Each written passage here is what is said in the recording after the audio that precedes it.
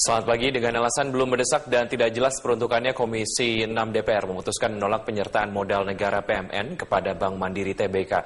Keputusan ini memaksa Mandiri menunda langkah right issue atau penerbitan kembali saham baru senilai 5,6 triliun tahun ini, sekaligus meminta pengurangan jatah dividen ke pemerintah. Dari 35 BUMN yang diusulkan pemerintah untuk menerima suntikan modal sebesar 48 triliun rupiah, DPR memutuskan menolak dana PMN kepada 3 BUMN, yaitu PT Bank Mandiri, PT Jakarta Lloyd, dan PT Raja Wali Nusantara. Dan hanya menyetujui PMN terhadap 27 BUMN sebesar 37,2 triliun rupiah.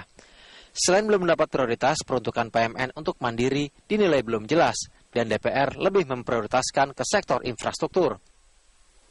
Ketua Komisi 6 DPR Ahmad Faiz Thohir menilai ada beberapa langkah yang bisa dilakukan Mandiri untuk menambah modalnya selain meminta PMN, seperti lewat mekanisme merger.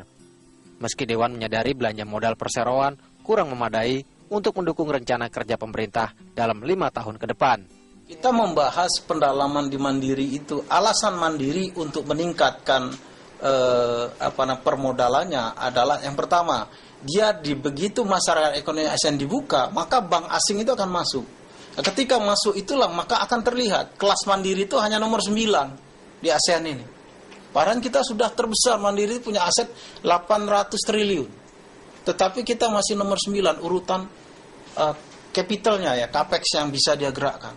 Nah, kita sebagai bangsa yang besar menginginkan proud yang Mandiri ini naik. Tetapi kami melihat urgensinya nggak di situ. Sementara PT Bank Mandiri Tbk berencana mengurangi dividen yang akan dibayarkan ke pemerintah. Pengurangan dividen merespon penolakan DPR untuk menyuntikkan dana lewat penyertaan modal negara ke Bank Mandiri sebesar 5,6 triliun rupiah. Dirut Bank Mandiri Budi Gunadi Sadikin mengatakan akan meminta pengurangan jatah keuntungan negara atau dividen sebesar 20 hingga 30%. Hal ini dianggap bisa menjadi alternatif untuk menambah modal perseroan. Tumbuh 11,2%, menjadi 19,9%. Sekali lagi kalau laba Bank Mandiri tumbuhnya 12%, kalau nggak salah aja itu 19,4%. Jadi kita konsolidasi basis, kita agak kurangi lagi pertumbuhan laba kita karena kita ingin memastikan kita membentuk provision yang cukup di sisi Bank Syariah Mandiri. Awalnya pemerintah berniat menambah modal di bank plat merah itu melalui penerbitan saham baru dengan mekanisme hak memesan efek terlebih dahulu atau right issue. Total dana yang bisa diraup lewat aksi korporasi ini cukup fantastis, mencapai 9 triliun rupiah. Sebanyak 5,6 triliun rupiah dari pemerintah, sisanya disetor para pemegang saham publik. Namun penolakan dari DPR membuat peluang right issue Bank Mandiri ikut kandas. Tim Liputan, Berita 1, Jakarta.